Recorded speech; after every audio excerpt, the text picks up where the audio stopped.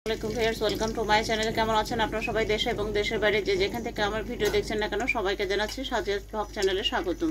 তো ভিউয়ার্স, এখানে আমরা কড়াইতে সাদা সয়াবিন তেল নিয়ে নিয়েছি। এখন আমরা পটল ভাজবো।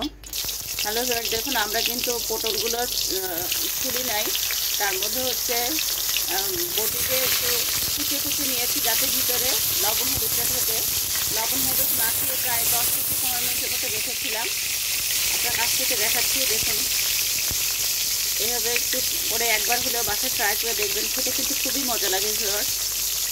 সবুজ খোসায় কিন্তু অনেক উপকার, সেটা অনেকে জানে না, ফেলে দেয়। এভাবে একবার একটু খেয়ে বাসায় ট্রাই করে দেখবেন, অত্যন্ত মজা লাগে কিন্তু, এবং চোখের জন্য কিন্তু সবুজ খুবই উপকার। কোষ্ঠকাঠিন্যতেও সাহায্য করে। আমরা ঢেকে দিয়েছিলাম, আবার একটু উঠিয়ে নিয়েছিলাম, আবার একটু ঢেকে দিচ্ছি। কিছু কিছু মানুষের জীবনে ভালোবাসা চাওয়াটাই ভুল। কিছু কিছু মানুষের। এখন মরিচ পেঁয়াজ কেটে রেখেছিলাম, কুচিয়ে কেটে দিয়ে দিলাম, ভেজে নেব।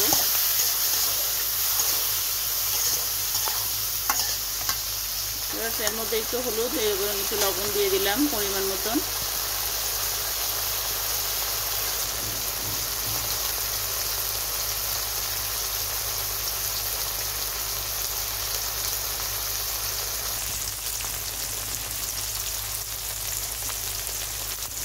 দেখুন ফাইনালি আমার রেসিপিটা হয়ে গিয়েছে। পটল ভাজি এভাবে আপনারা অবশ্যই খোসা না ছাড়িয়ে ভেজে খেয়ে দেখবেন, খুবই মজা লাগে, অত্যন্ত মজা লাগে ভিউয়ার্স। তাই ভাবলাম আপনাদের সাথে একটু শেয়ার করি।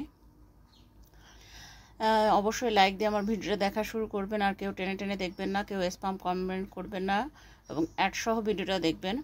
আমি তো আপনাদের ভিডিও ফুলফিল থেকে, কিন্তু আপনারা ফুলফিল দেখেন না, তা না হলে আমার অস টাইম যোগ হচ্ছে না।